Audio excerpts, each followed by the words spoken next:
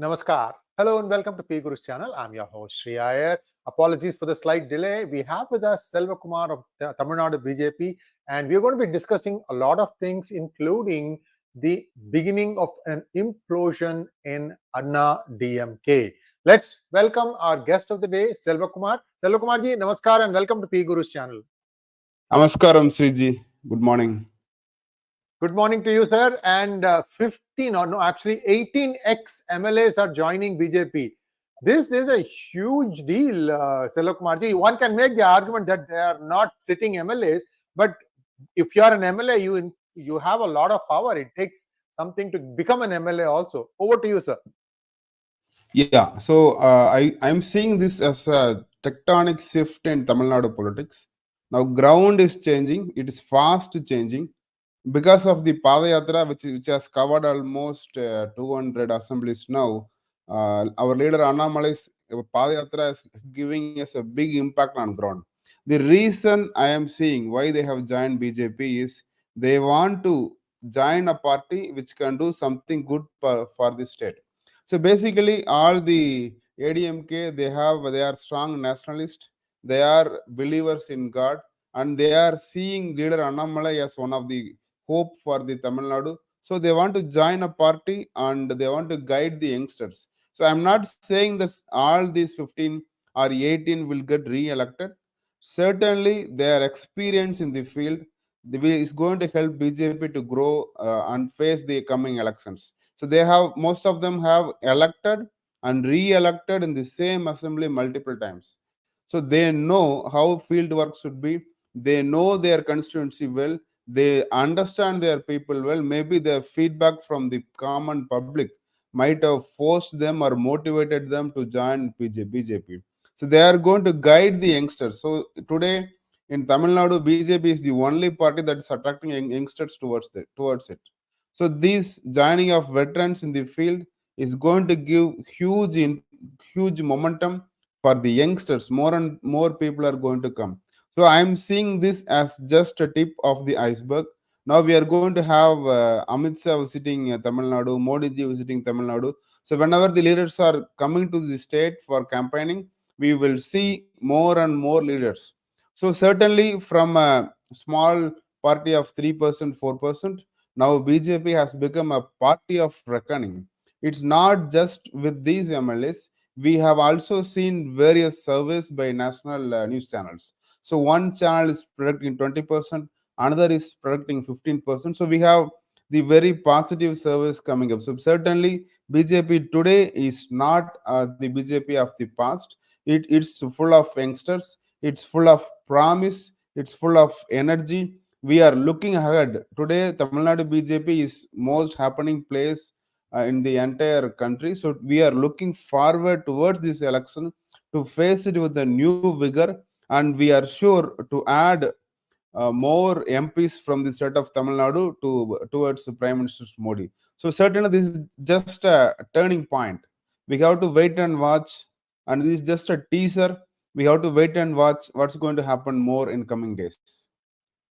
Thank you so much, Selva Kumar ji. Of these 18 ex-MLAs, how many contested in the 2021 election? Any idea? I think most of them did not contest in 2021. So they are from 2011 and then 2016. And out of 18, 15 joined fresh on day before yesterday. Two of them joined 2 weeks before. One is an ex-MP, 𝗒𝙗𝘍 from Chidambaram. So they did not contest in 21, but certainly they worked on the ground for their party in 2021. And they worked in previous elections as well. So as I said, I am seeing this as an addition of experience, addition of field knowledge, addition of the hope towards BJP. They may not contest again. So nobody is expecting here to contest again. So from my side, I had a long chat with one of the person who joined recently. They all agree that Modi as a prime minister is the best thing to happen for the India. And the Annamalai as a state leader is the best thing to happen for Tamil Nadu BJP and also for the Tamil Nadu politics. Tamil Nadu has never seen a youngster below 40 sacrificing his good career, and then coming inside the field and fighting day in and day out with data.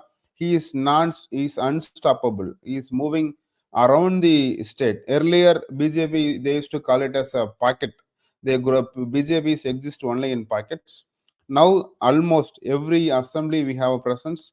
This Padayatra actually tested party's perseverance, and then it came out very well. So now the party is ready for the next level of growth. So these ex-MLAs are going to add experience, are going to add a party's think tank. I think it's a big step towards party's election campaign. Thank you, Selva Kumar ji. These 18 ex-MLAs and I guess 17 ex-MLAs and 1 ex-MP, are they spread across the state or are they in pockets? Yes. Selva? Yeah, I think they spread well across the state. We have seen 2 ex-MLAs joining from Coimbatore, Mr. 𝗤𝙤𝙤𝘀 and Sunnithammy. Both were one from Coimbatore North and then another from Singanallur. Both are going to add a lot of value in Coimbatore Parliament. We have another ex-MLA from Pollachi.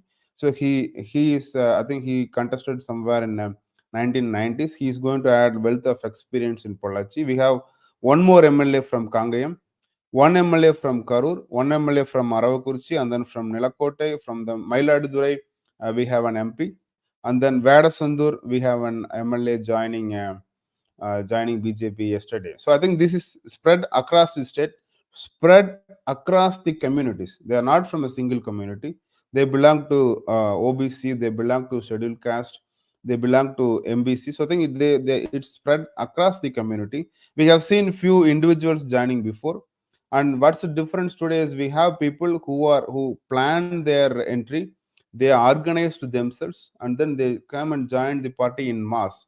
They want to send a message to the public that today they believe in BJP, they believe in future of BJP. They want to build this party or support this party so that their next generation can have a better politics, can see better politics in Tamil Nadu. Thank you, sir. And now the alliances themselves are getting redefined in Tamil Nadu. And there have been talks that perhaps ADMK is doing a rethink or BJP is opening the door for them to do a rethink. And if they are willing, they can come back, something of that nature. There were some hints like that. So, but beyond that, let us first set, we'll talk about ADMK a little bit later, Selvaji. Today, there are 3 alliances forming. There is one around ADMK, one around BJP, one around DMK. Talk to us a little bit about all these alliances. No, I think in Tamil Nadu, people are very smart. They always voted for a PM. They did not vote for parties. So we need to remember this. I think irrespective of how they build the narrative, if we go back and look at the data, it's very clear that they voted for a prime minister. They voted for a person who they want to see as a prime minister. It's very clear. I think if you look at the last 30 years electoral data, in 1996, they wanted a change. They wanted a change from Congress government. They wanted a change locally from ADMK. So they voted en masse to DMK and TMC, Tamil Mandala Congress. That is when the first United Front government came into existence. So they voted for a change. They want to remove Congress party. Then Narasimha Rao was the prime minister, and they wanted, already I think chief minister also lost the election. So at the time of 1996, we had a scenario wherein the assembly and Lok Sabha elections were held simultaneously. So they voted for a change in 1996. And then 1998, the situation were similar. I think they were frustrated with they are frustrated that coalition built by United Front did not stay long. And then they were waiting to vote, and then the one major event, Coimbatore bomb blast, happened. And then it changed the entire voting pattern, and then people voted for BJP and then the ADMK in 1998. Again, ADMK made the BJP to lose power, and then the election came just 13 months after in 1999. In that election, people voted for again DMK BJP combined because they wanted to give the 𝗤𝙖 𝗂𝘀𝘀 full term. So 1999, Tamil Nadu voted for BJP and DMK. In 2004 again, they voted for DMK and Congress. So we need to understand here that in 2004 they voted for Congress and ADMK scored 0 because they did not contest in alliance.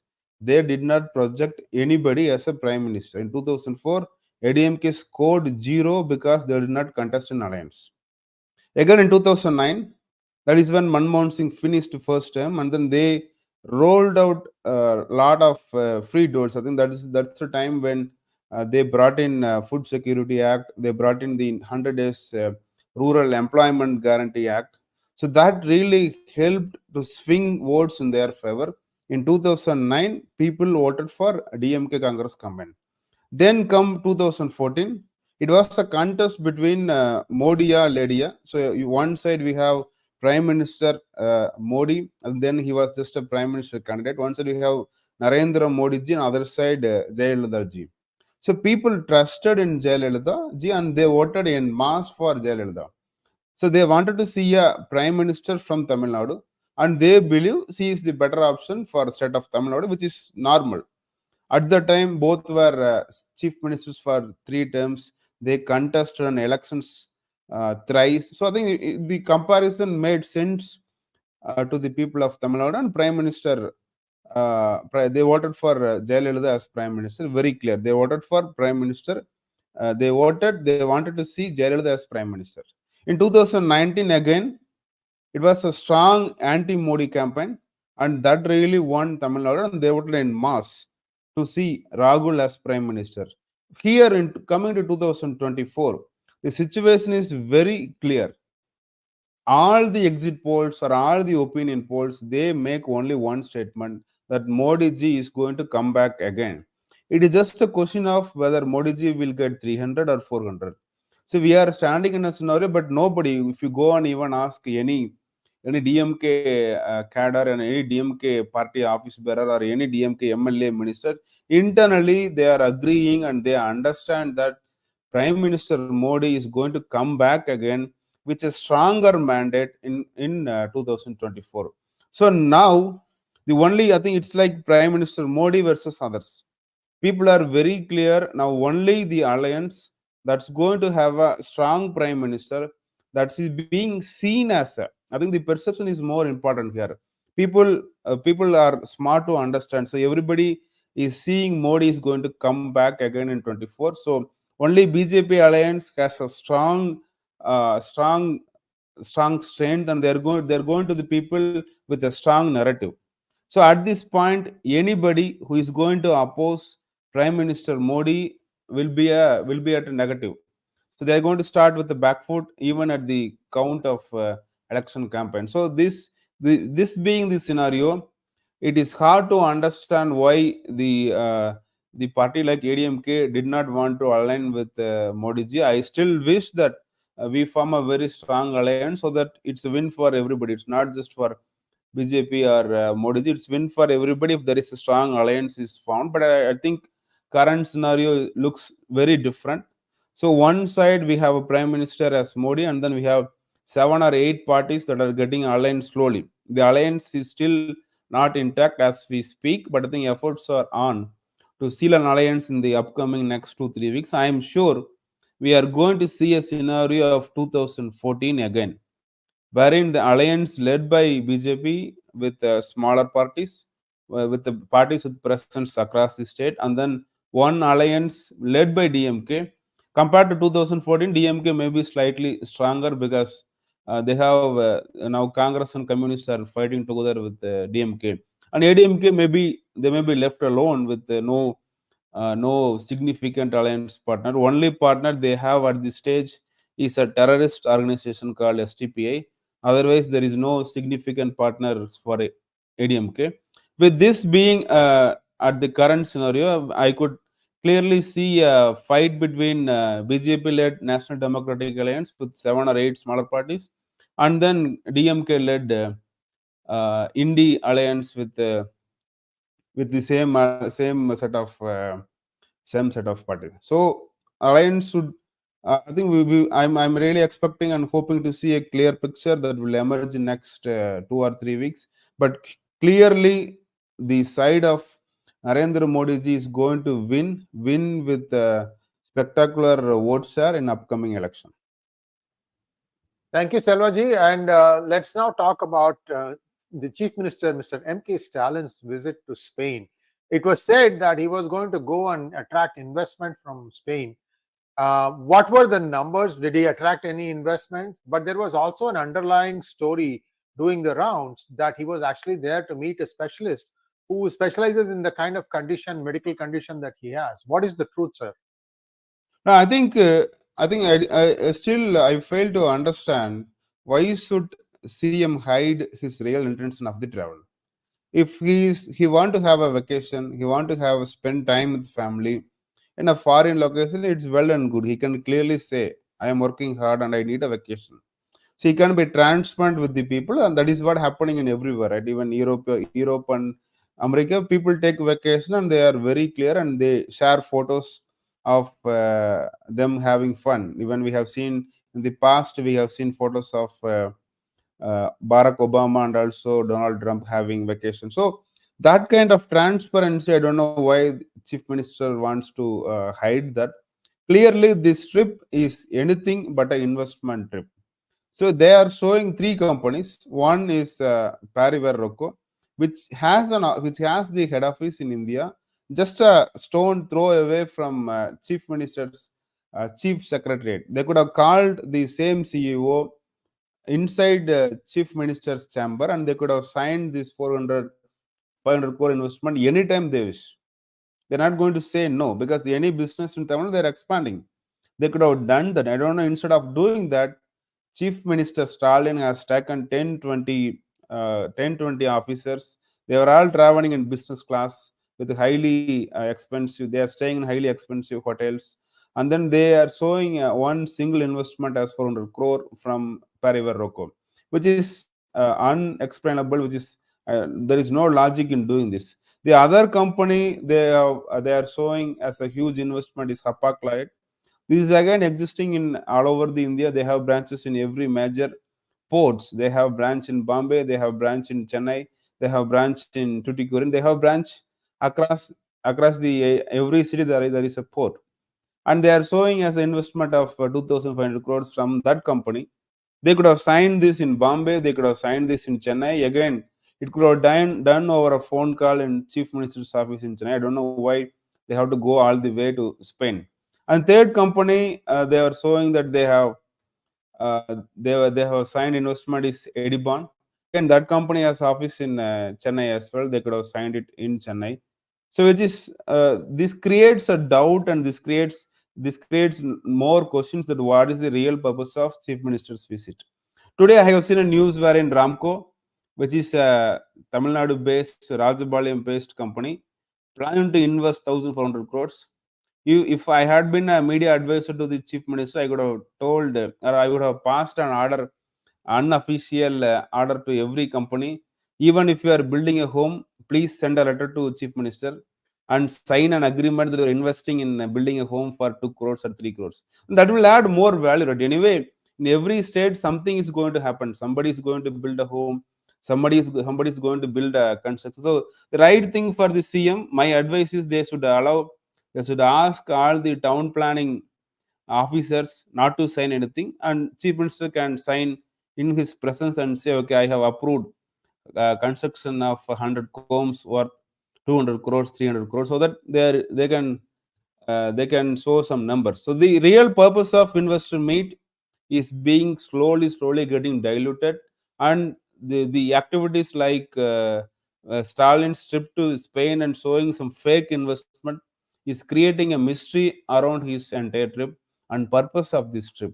So we expect more transparency. What we demand is we need a white paper from the day one of this government, how many investments they have signed and how many actually materialized. One case is he went to Spain. He did like he met all the sheikhs and signed a lot of 6,000 crore worth of investments. Nothing came out of it. This Dubai trip, nothing came to Tamil Nadu. So Lulu is going to invest 3,000 crores. Where is that 3,000 crores? They have one small retail outlet in Coimbatore, which is again, it's a rented place. Rented place. The building was constructed by the landlord. They just have a few salespeople appointed there. Anyway, if I think nobody is going to buy new things if Lulu is going to invest here. So it's what is happening here is movement of sales, a movement of business from one entity to another entity. It's not an investment. You have to produce something new. That's not happening in Tamil Nadu. All this global investor meet, all this Spain trip is just a namesake trip and useless. Thank you so much, Selvaji. And now let's take a few questions from our viewers. We have 1 minute. Sree, just a second. So I want to share. I think yesterday we have government has released a white paper on Indian economy. I have taken few notes, and possibly if I could share my screen, and I would like to go ahead. I would like to share that. Yeah. Okay. Do you know how to do it? Present and then share the screen. Yeah. Let me. I'm just trying to using keynotes. Or I have sent it to you as well. If you could share the. Okay. Let me check. Slides. You have no slide from your computer. Upload file. Oh, white paper on Indian economy. Hang on. I'm sending it to my editor, and he will open it. Got it. It's a PDF file. Okay. Yeah. Yeah, you got PDF it? file. Okay. Yeah. All right. I just sent it to him. Yes. If you could just bring it up, please. Yeah, it'll come up. Yeah. I think it's very important to know. Question while that is coming up. There is some states in India that have done digitization of land records. Is Tamil Nadu one of them? They are not doing it yet. I think even when they raised property taxes, one of the point raised by the BJP is that they should digitize. They should automate the property tax calculation. For example, if there is a road, we need to bring every property on a digital map. We need to map it with every square feet on the digital map so that every building, every square feet is getting taxed. What's happening now is there is a severe tax evasion happening. Somebody using their political influence is not paying any tax. At the same time, honest taxpayers are getting to pay much more than they are supposed to pay. So when you digitize land records, when you digitize the properties, when you digitize calculation of property tax, it's certainly going to increase the revenue for the government without increasing burden on the common man. So this government should do it, but this government has not taken any reforms at all. They are averse to digitalization because that is when they could not do any corruption. For example, take the mining licenses. So before coming to the rule, this government or Mr. PTR has promised that I will earn 10,000 crores, 20,000 crores from mining.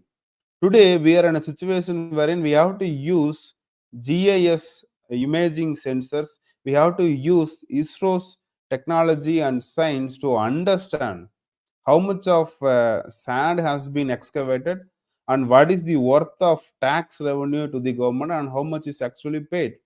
So the ED has filed a reply in the court saying that only about 40 crores revenue government has realized, whereas it should have been more than 4,000 crores. So this government has an aversion to digitization. This government has an aversion to use the technology.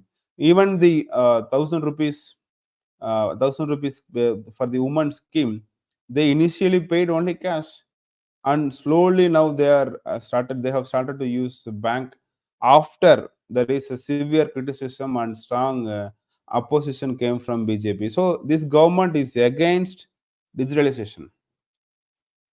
Yeah. So please go ahead. We have got yesterday our finance minister has presented white paper on Indian economy. I have just taken a few highlights which is important to us. Actually, the content in that 60-page document is good enough for us to have a separate debate or separate discussion. So one important achievement of Modi's government is that we have maintained the inflation within control. Earlier, we are used to see double-digit inflation. So this is the trend. The screen you are seeing, you can see that from the 2004, the inflation was 3.9, which is the lowest. That is when the earlier Vajpayee government has handed over the mantle to the UPA government. So when they pass on the rule, the inflation was the lowest, which was 3.9%. From then, it started ticking, growing gradually. And finance year 2010, the inflation was at maximum of 12.3%, and then it ended with 9.4. The average inflation of, next slide please, the average inflation of UPA is about 8.2%, and average inflation of BJP government, the current Modi's government, is just 5%. This is one significant achievement which people fail to realize, because whenever you are not paying more, you don't realize there is a huge effort involved in the back end. Whenever the food price is increasing, government is immediately taking steps to stop exports and allowing free import of oil. So the 5% is achieved only because of very serious, very strict action from the government. Next slide. I think some of the key programs, some of these are all, I have taken the key social programs and I want to share what is the impact on the people. Let us take it the toilets. So Modi ji made Swachh Bharat as a one single important mission when he took over the prime ministership in 2014. In the last 10 years, we have constructed about 11.5 crore toilets, whereas in the previous 10 years, it was only 1.8 crore toilets. At the same time, affordable pension, there was no scheme before for unorganized workers to get a pension. Now we have Atal Pension Yojana. Through that Yojana, 6.1 crore beneficiaries are covered.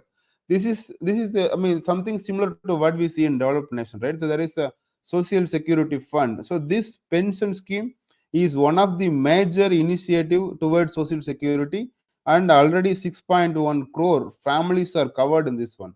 So another major transformation which we are leading the world is digital payments.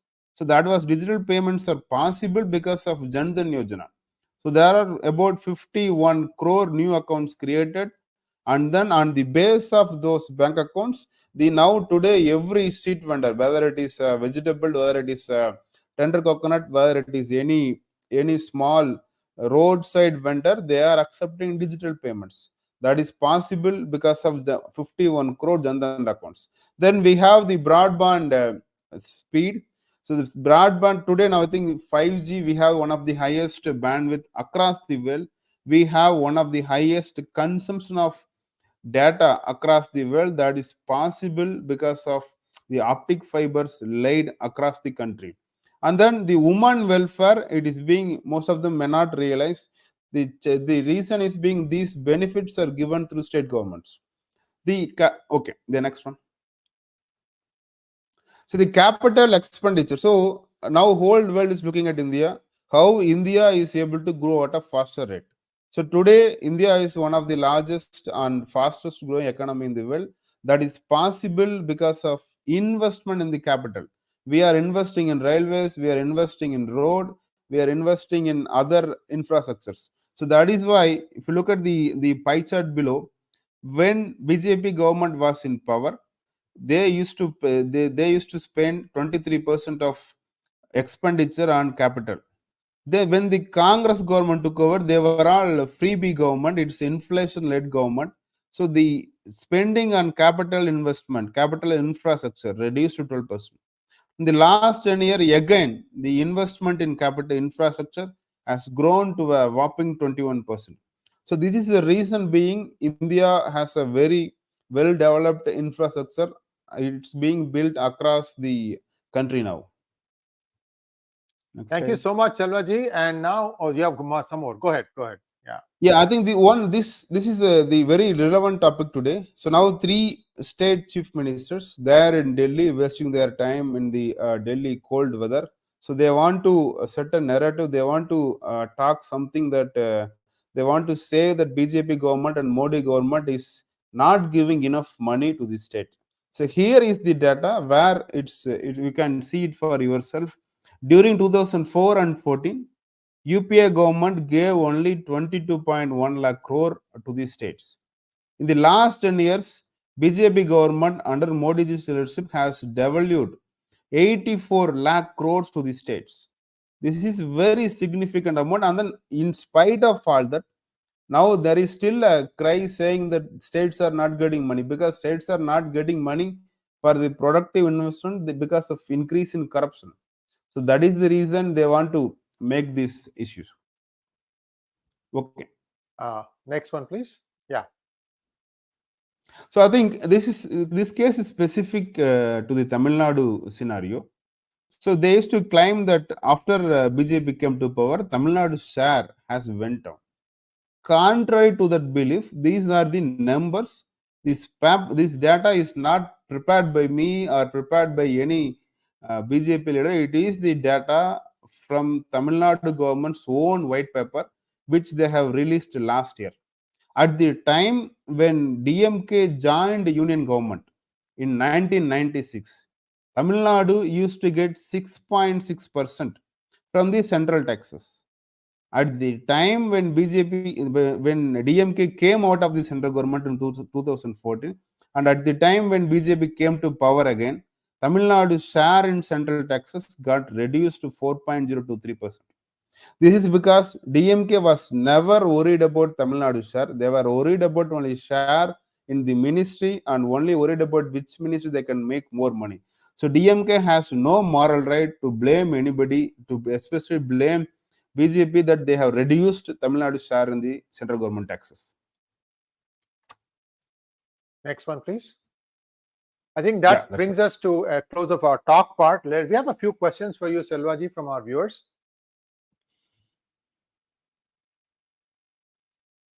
Ruben Loganathan wants to know, what will BJP gain by giving life to old, retired, forgotten MLAs, except be ridiculed as desperate and also alienating their own people who will now be questioning whether they have a future in BJP or not? Now, I think I have explained before, this is getting the experience matters. So we need youth to do all the hard work in the field. We need experienced hand to guide them. BJP is not able to win elections in the past. We are being criticized that we are a 3% party, we are a Nota party, nobody will join BJP, only people from BJP will join others. So we need a wealth of experience, we need experienced hands to guide them. I have interacted with a few of them. So they are having a clear idea on how to manage the booth, what kind of malpractices will be done by DMK during elections, how to deal with discontent. It's like we are getting a set of experienced hand to guide the. Now today youth who are joining BJP has no previous political experience. They might be from different background, they may be from technical background, they are bureaucrats, they are self-made entrepreneurs. So for them, these new retired MLAs or senior MLAs who are joining BJP is going to give them a guidance. So that is must needed now, and also it is a signal to others to watch, to observe that BJP has now taken off. They are ready to accept, they are ready to joining BJP. It gives a signal that BJP has taken off. More and more people are going to come. I think there is nobody who are inside the party now is worried about it. Everybody is welcoming senior faces. Everybody is ready to welcome. Yesterday we gave a small reception in the airport for the new joinees. It was everybody is happy to see the leaders from their area joining BJP. So I think it's a good sign. Magnet Ranga wants to know, Jai Sree Ram, given the acrimony between Annamalai and ADMK leadership, would you say that it is not a good idea for BJP to ally with ADMK? Could Annamalai work with them freely? I think at this point, as we speak, both the parties are standing alone. So we have to wait and watch if the situation really happens where both ADMK and BJP is going to be an alliance. At this point, BJP is purely focused on growing its presence, purely focused on attracting more and more youngsters and more seniors like what we have seen. So we need to increase the bandwidth. We need to increase the bandwidth of the leadership across all levels. Party as it is now is ready to face the election. Ideally, I think the one thought process that were running by the well-wishers who are outside the party is that both are anti-DMK party, so they should come together. But I think we have to wait and watch. Maybe we will get this answer better in next 2-3 weeks. Thank you, sir. Let's go to, thank you so much, Menon Sree Kumar, for becoming a YouTube member. Next one, please. Rohan Sarfare wants to know, I am from Maharashtra. What is the actual mood of Tamilians? Who they want in center and who in Tamil Nadu? As I was saying, the situation how now changed. They want to see Modi as Prime Minister again. Tamil Nadu in the past was not able to understand the importance of Modi ji. In 2019, the narrative against anti-Modi worked well. But this time they have seen the COVID, everybody has got vaccine. And the 𝗒𝙧𝙤𝘀 scheme, Tamil Nadu has 35 lakh beneficiaries. The PM Kisan, every farmer in Tamil Nadu received 30,000 rupees. That is 6,000 rupees per year. Every farmer has received that. Now they have seen, and also the educated youngsters, they are able to see the benefit of India's image across the globe, how India is growing, how we are growing better than other countries. So now the mood has changed, and we have to maintain this momentum till the election. There will be lots and lot of effort from DMK side and Congress side to sabotage this. That is one of the reason why they now protest in Delhi, saying that central government is not giving enough money to the state. There will be a lot of effort to sabotage this mood. There will be a lot of effort to create anti-Modi sentiment. But I think we are at a good position. We are in a pole position now to start much better in the 2024 elections. Thank you. And Vignesh Prabhu, thank you so much. What's the difference between ADMK, AIDMK, EDMK, MDMK? So confused. TN BJP has to do door-to-door reach like done in Chhattisgarh, where they hit each house 5 times. I think it's all DMK and then siblings or leaders who came out of DMK and formed a new party. That is why you have, and then you have missed out another party called DMDK. It's second another DMK's version. So I think the once DMK was successful in overthrowing Congress out of the power, and once they become a strong force in Tamil Nadu politics, everybody wants to use the DMK tag, and only party which does not have or BJP. does not have any link with it is the BJP. So I think all these parties are just a different version. If you take dosa batter, you can make idli, you can make dosa, you can make uttapam, you can make onion uttapam, you can make masala dosa. It's all same flavor. They are one and the same with slight variations. And ideologically, all these DMK or Dravidian parties will be on one side, and BJP will be on the other side. Congress is just a subsidiary of DMK in Tamil Nadu now. They have no own mind. They follow whatever DMK says. They are just a slave of DMK in Tamil Nadu. So all these parties are one side and BJP on the other side in terms of ideology. And the other point, during the campaign, hitting each house 5 times, we have already done 2-3 times for a different purpose. And during election time, we are going to hit more times in once the election picks up, election work picks up. Radha Rangarajan wants to know, why don't the DMK government come out with the memorandum of undertaking openly? What kind of memorandum? I think something like manifesto or something like that. Memorandum of undertaking. I think if you are saying about this is investment. This is for the investments. This is for the actually there is nothing to say. Investments, actually, there right? is they go. Yeah, I think you talked about this. Yeah. I think. See, actually, there is nothing concrete to expose. So, what will a government? That's why you are asking for a white paper, right? That's why you are asking for a white paper. We are asking for it. They won't publish this MOU signing openly because there is nothing concrete. For example, what would 𝗣𝗚𝘂𝘁𝗀 that are already having a huge factory in Erode district? What will they sign? Why do they need another signature of chief minister for expansion of it? What would a 𝗣𝗂𝗍𝙬 would need a signature of CM? So they just need approvals of building approvals. So what CM is now handing over is merely intention for building approvals, nothing new. There is no guaranteed. So in fact, if you look at the FDI investments from central government website, Tamil Nadu is faring very miserably.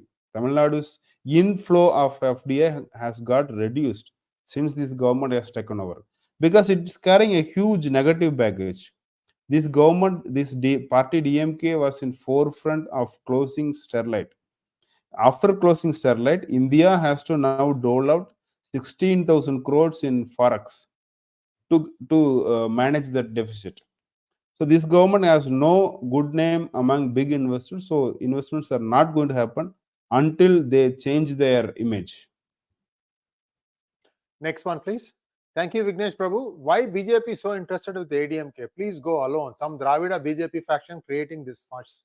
BJP has bright future. Let ADMK go to drain forever.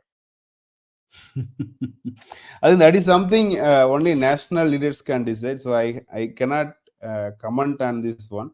So what my wish is that BJP should contest in every seat every time. It is not just for this election. Every election, BJP should contest on. Only then we will know our strength. Only then we will know how people are accepting us. So I think my personal choice or my personal wish is that BJP should come out of all kind of alliances everywhere. It's not just for Tamil Nadu. It should come out of alliance everywhere and contest every seat in every election. I mean, again, that's a wish. Not everything is going to happen, but we will wait. I think another 2-3 weeks, the leaders will know much better than what I know. Gu Tomioka wants to know, what are your thoughts on the claims of South States saying that they are getting lesser money, even though the central government is strictly following what the 15th Finance Commission has said? So all this argument of tax paid by the state and share given by the center to the state is just a brainwash. It's just a humbug. There is no truth in that argument. And also, if we go back and look at history, in the past also, there is a very important criteria: income distance and then population. In these two criterias, all the northern states are going to score because they are literally they don't have enough income, per capita income, compared to the southern states, because the industries happened in the southern states much earlier than northern states. The formula BJP has never changed. My counter question to them is, please really release how much percentage of share when Congress was there in the rule given to the Uttar Pradesh, given to the Bihar, given to the West Bengal. So there is nothing new. This formula applies at the national level, and this formula also applies at the state level within the districts. Few districts may be generating much more income, and those income are getting split between all the other districts. And also, if you look at district, then you have to look at the towns, then panchayat, then individually. So if you look at one company which is paying highest tax, that may be Reliance. So that doesn't mean Reliance should get all the benefit. So this is how democracy has been working. This is how finance commissions are working. Finance commissions are not the inventions of Modi ji or BJP. Finance commission was there forever. As I said before, Tamil Nadu's share in the central taxes got reduced even before BJP came to the power. It got reduced by 2%, 2.3%, when DMK was there at the center with full power. So Finance Commission considers a lot of factors. Finance Commission considers the state's poverty level, the state's population level, and declares some percentage. I am seeing this as a conspiracy by Congress government, especially after they have lost government in Bihar. Till they were part of coalition government in Bihar, they never talked about this. Now Congress is seeing itself as a state party. They have reduced themselves as a party that can win only in southern election. So they are making this issue. There is nothing. The formula has not been changed. I have even data for Tamil Nadu year-wise. Possibly, if I could share, it's an Excel sheet. I can share it, or I will share it in my Twitter handle. I have data of taxes received by Tamil Nadu from the center year-wise. After BJP came to the power, not even a single paise got reduced. In fact, the share got increased. The real metrics for any state government to show is how much percentage of their budget came from central government. Why nobody is doing that? Because it will show that the revenue from central government has increased. That is why they want to use some random numbers. It's all they want to speak. Karnataka is losing 40,000 crores. Tamil Nadu is losing 100,000 crores. On what basis? It's not there in the budget. Budget year on year, the states are getting more revenue. Year on year, the money, whatever goes to the central government, comes to the state in one way or other. It could be highway, it could be railways, it could be your now the central government is giving 5 kg rice free per person per month. For it's the 80 crore people are covered in this. Amount of money spent for this, it's more than 2 lakh crores. Central government is spending 2 lakh crores to keep the fertilizer price in control.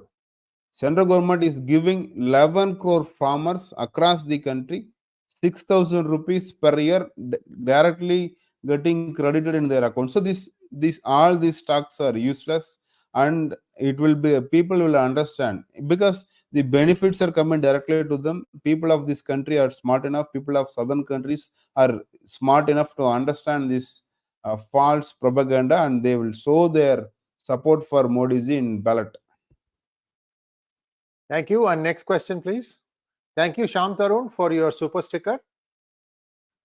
Next question, Vignesh Prabhu. Thank you. What's the impact of rupees 1,000 for women in Tamil Nadu?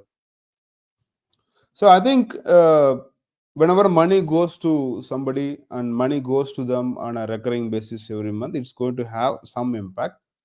But more than that, if you look at a family's own budget and expenses, so every family is spending more for their electricity bill, spending more on property taxes, spending more on their milk purchases, spending more on if you are living in a town, they have to pay more on their garbage tax, their water tax, and everything. Every price has gone up. Every local bodies they wanted to raise more revenues, they have increased their charges. So whatever money they have received from the government is nothing. If you calculate the where this money is coming from, before DMK came to power, the total tax revenue from TASMAC or liquor is only 33,000 crores.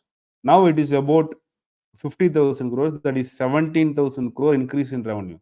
The amount spent on 1,000 rupees scheme is only 12,000 crore. So the money, who is giving money to this project? It's again the poor. The Tamil Nadu government statistics itself says that about 70 lakh person are addicted to the liquor, and they are taking liquor on daily basis. So, and if average, if they spend 100 rupees per day, it's 3,000 rupees. So families' money is going to the liquor shop. Government is taking some commission. The liquor factories run by DMK is taking some money, and then remaining money is coming back to the woman of that family, which is very, very poor in the long run. So for the good administration, for the welfare of people, is really when you reduce liquor sales, you reduce liquor consumption, and focus on productive output. So this scheme, though there could be some minor impacts here and there, is the other bad governance of this DMK rule is going to give more negative impact. Last question. DM wants to know, what is your view on Vijay entering politics? Will it affect BJP for 2024 and 2026? I think 2024 he is a no player. He clearly stated that we are not going to participate, we are not going to support, we are not going to oppose any party in 2024. So 26 is longer time. We have to see how the parties fare in 2024, and then evaluate what is his standpoint, what is his policies are, and what is the ideology is going to build with. So we have to wait and watch for 26. 24, there will be zero impact in this election. Thank you, sir. And that brings us to a close of an enthralling session today with Selva Kumar ji. Viewers, please like, share, and subscribe to our channel. And thank you so much, Selva ji. Let's meet again and discuss this in the months leading up to the election. Thanks once again. Namaskar. Thank you, Sree ji. Talk to you soon. Thank you.